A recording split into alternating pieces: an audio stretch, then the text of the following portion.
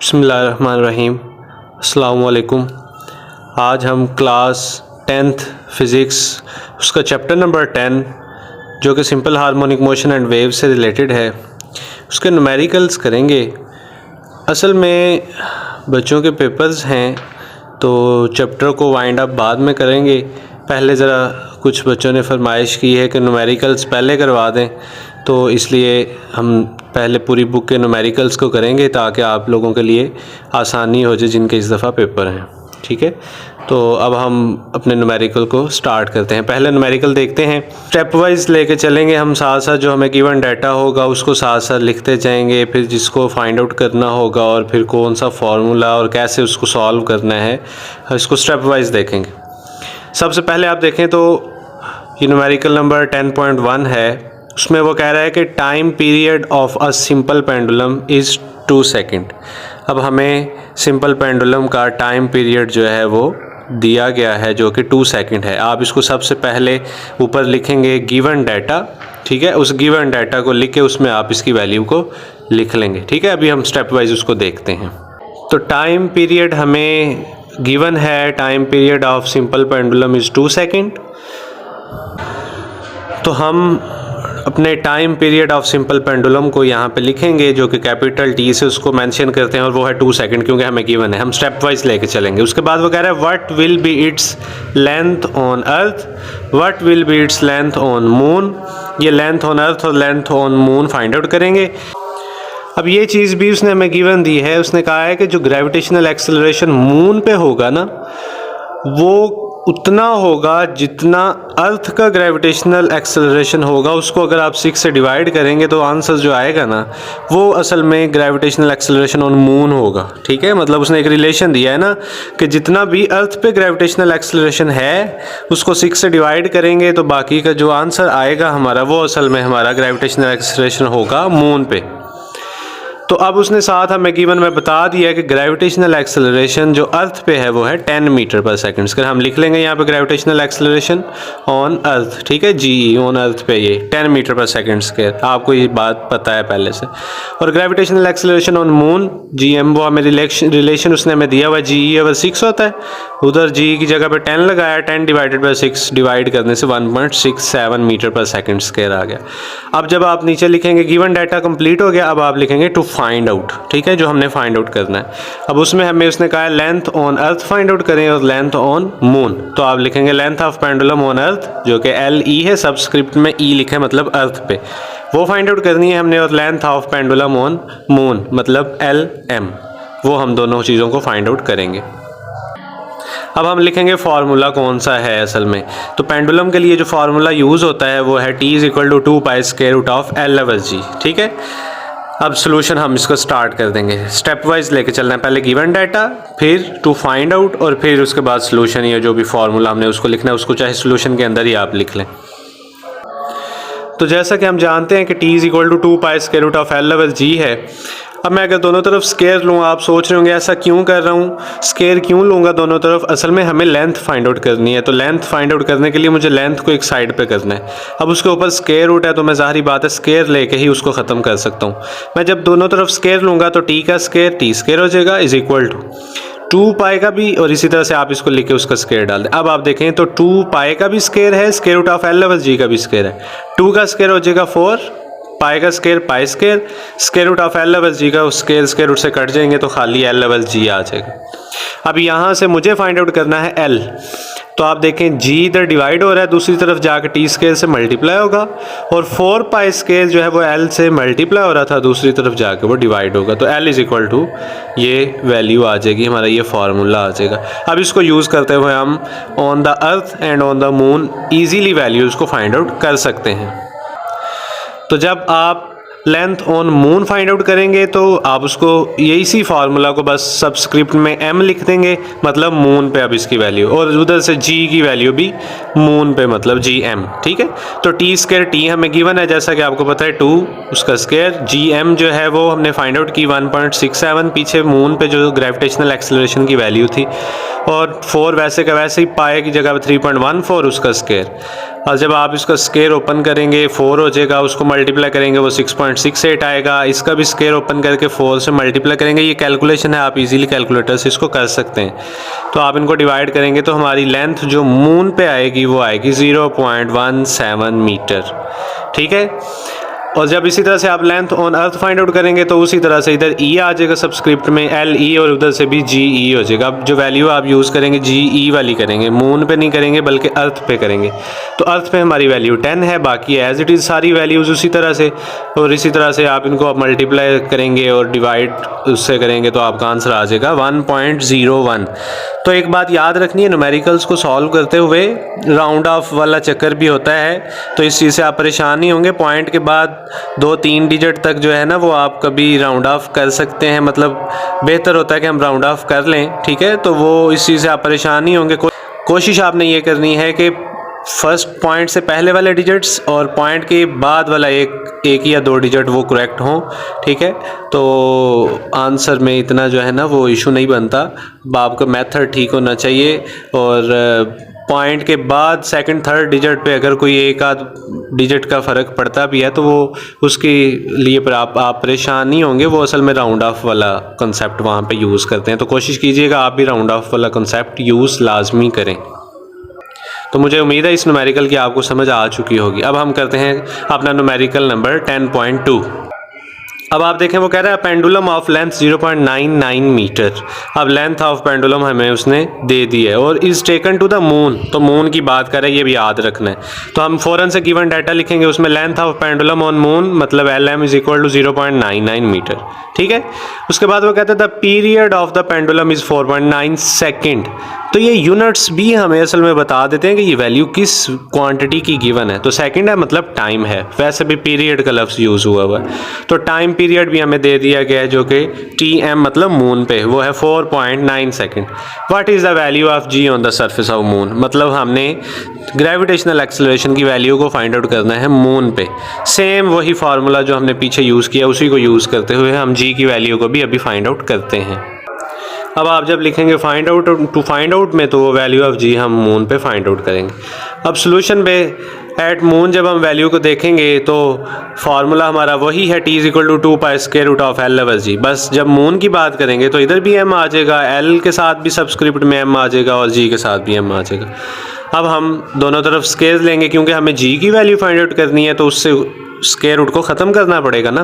तो मैं स्क्वायर लूँगा तो इधर हो जाएगा T square is equal to 4 pi square, इधर स्क्वायर रूट ख़त्म L ओवर G आ जाएगा। साथ सबस्क्रिप्ट में M का मतलब मून पे है ये, इस चीज़ से आप परेशान नहीं होंगे। अब मुझे G की वैल्यू को फाइंड आउट करना है, मुझे G को एक साइड पे लेके जाना है।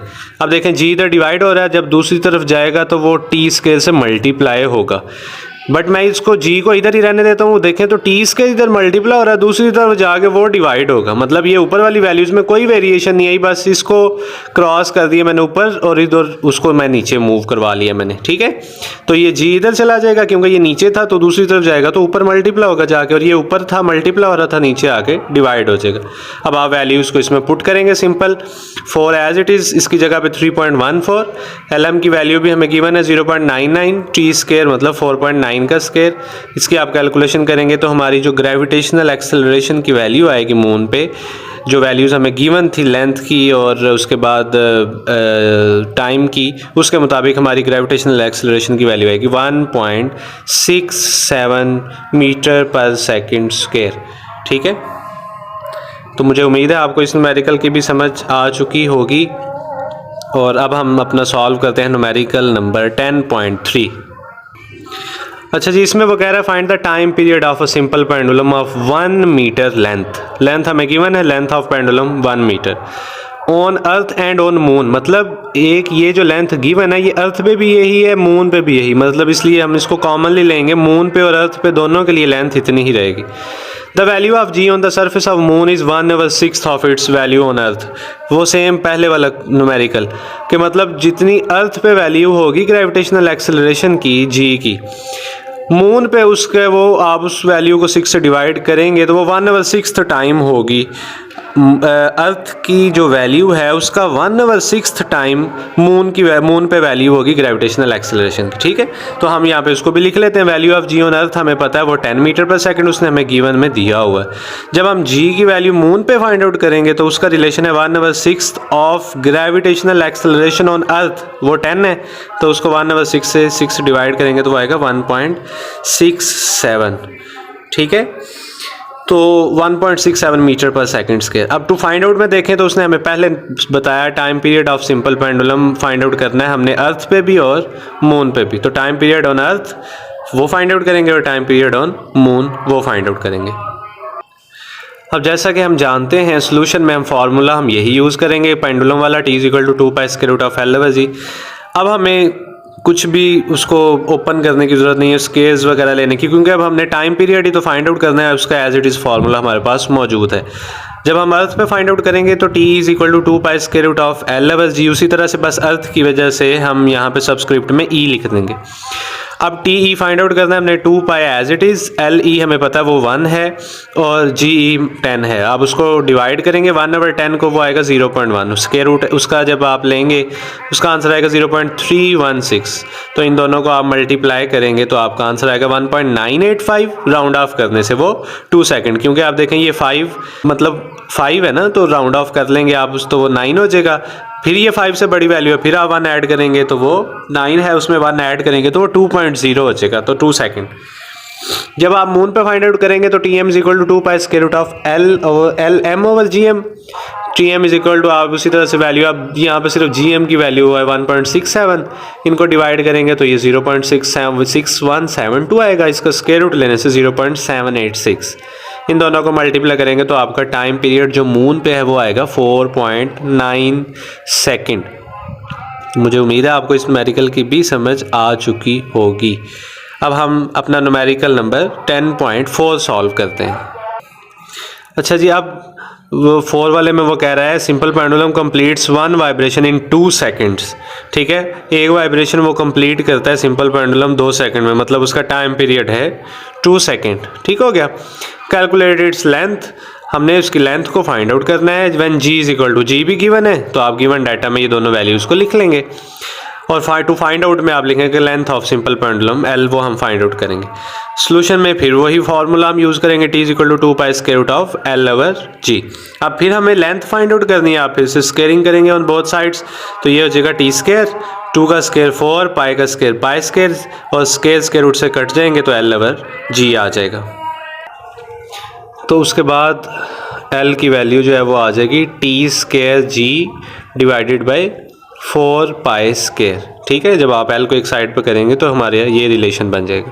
अब आप वैल्यूज़ को पुट कर देंगे, t की वैल्यू ये है, g की वैल्यू ये है, 4 एज इट इज़, पाई की वैल्यू ये है, उसका स्क्वायर ओपन करने से आ जाएगा 4 × 10 / 4 × 9.85। 4 से कट के इन दोनों को डिवाइड करने से आ गया 1.02 मीटर लेंथ। ठीक है, तो मुझे उम्मीद है इस न्यूमेरिकल की भी आपको समझ आ चुकी होगी। अब हम अपना न्यूमेरिकल नंबर 10.5 सॉल्व करते हैं। अब 5th वाले न्यूमेरिकल में वो कह रहा है if 100 waves pass through a point of a medium, मतलब टोटल नंबर ऑफ वेव्स जो हैं गिवन डाटा में उनको लिख लें, टोटल नंबर ऑफ वेव्स जिसको आप n भी साथ कह सकते हैं। ठीक है, कि ये असल में n के भी इक्वल हैं। ठीक है, आप इसको n भी बोल सकते हैं, तो वो 100 है। ठीक हो गया। उसके बाद वो कह रहा है टाइम हमारा जो है वो है 20 सेकंड, ये देखें इन 20 सेकंड्स, तो ये टाइम 20 सेकंड्स। अब आपने इसको कैपिटल टी क्यों नहीं लिखा, क्योंकि असल में कैपिटल टी टाइम पीरियड जो होता है ना वो 1 वाइब्रेशन के लिए होता है, इसलिए हम इसको 100 वेव्स हैं तो फिर हम इसको स्मॉल टी से ही लिखेंगे। What is the frequency, to find out में फ्रीक्वेंसी हमने फाइंड आउट करनी है, time period T find out करना है। If its wavelength is 6 centimetre, lambda मतलब उसकी वेव लेंथ जो है वो 6 सेंटीमीटर है। हमें पता है कि लेंथ वगैरह का जो यूनिट होता है वो असल में मीटर होता है ऐसा यूनिट। जब हम सेंटीमीटर को मीटर में कन्वर्ट करते हैं तो 100 से डिवाइड करते हैं, तो आप 100 से डिवाइड करेंगे तो आ जाएगा 0.06 मीटर। तो वो कहता है अगर वेव लेंथ गिवन हो तो उसकी फिर वेव स्पीड भी फाइंड आउट करें, मतलब v भी आपने फाइंड आउट करना है। तो ये हमने गिवन डाटा भी लिख लिया और टू फाइंड आउट भी। अब हम अपना सोल्यूशन करेंगे। तो देखें, सबसे पहले हम फाइंड आउट करेंगे अपनी फ्रीक्वेंसी। तो फ्रीक्वेंसी असल में किसके इक्वल है? फ्रीक्वेंसी असल में है n/t, मतलब total number of waves divided by time. ठीक है, तो वो हमारी असल में फ्रीक्वेंसी होती है कि मतलब हमारे पास टाइम है ना 20 सेकेंड्स, तो हम चाहते हैं 1 सेकेंड में कितनी वेव्स जो है ना वो पास आउट हो रही हैं, 1 सेकेंड में देखना है। तो जब आप टोटल नंबर ऑफ वेव्स को टोटल टाइम से डिवाइड करेंगे तो हमारे 1 सेकेंड में जो वेव्स पास आउट हुई हैं उनकी वैल्यू आ जाएगी, वही हमारी फ्रीक्वेंसी होगी। तो 100/20 5 हर्ट्ज़ आ जाएगी हमारी फ्रीक्वेंसी, इनकी कटिंग करने से 5 आ जाएगा। ठीक है, जब हमने फ्रीक्वेंसी फाइंड आउट कर ली, अब टाइम पीरियड निकालना हमारे के लिए बहुत आसान है। t = 1/f होता है, f की जगह पे 5 लगा, 1/5 का आंसर आ गया 0.2 सेकेंड, ये हमारा टाइम पीरियड आ गया। जब हमने वेव स्पीड फाइंड आउट करनी है तो हमें एक फार्मूला आता है, रिलेशन है फ्रीक्वेंसी का, लैम्डा का, वेवलेंथ का और स्पीड का, v = f लैम्डा। वहाँ से हमें f भी गिवन है, लैम्डा भी गिवन है, वहाँ से हम वेव स्पीड v भी फाइंड आउट ईजिली कर लेंगे। f की वैल्यू 5 थी, लैम्डा 0.06 था, हम इनको मल्टीप्लाई करेंगे तो हमारा आंसर आ जाएगा स्पीड का 0.3 मीटर पर सेकेंड। ठीक है, तो आज के लेक्चर में हमने चैप्टर नंबर 10 के फर्स्ट 5 न्यूमेरिकल्स को किया। मुझे उम्मीद है कि आपको इसकी समझ आ चुकी होगी, और जैसा कि आप लोगों को पहले भी मैं बता चुका हूँ कि ये जो लेक्चर्स हम करते हैं इनके नोट्स जो हैं, यही हैंड रिटन नोट्स जो हैं, इनका लिंक मैं डिस्क्रिप्शन में दे देता हूँ। आप उस लिंक पर जैसे ही क्लिक करेंगे तो वो नोट्स आपके मोबाइल में ओपन हो जाएंगे। ठीक है, तो ये न्यूमेरिकल्स जो हैं इनके नोट्स आप लोगों को अगर चाहिए तो आप डिस्क्रिप्शन में इनके लिंक मौजूद हैं, आप वहाँ पे क्लिक करके तो आप ये नोट्स जो हैं वो अपने मोबाइल में भी डाउनलोड कर सकते हैं। मुझे उम्मीद है आपको इनकी समझ आ चुकी होगी। फिर भी आपके जहन में कोई भाम हो, कोई कॉन्सेप्ट या कोई क्वेश्चन हो जिसकी समझ ना लगी हो तो आप कमेंट बॉक्स में पूछ सकते हैं, मैं इंशाल्लाह आपको ज़रूर गाइड कर दूँगा। मिलते हैं इंशाल्लाह नेक्स्ट लेक्चर में। आज के लिए अल्लाह हाफिज़।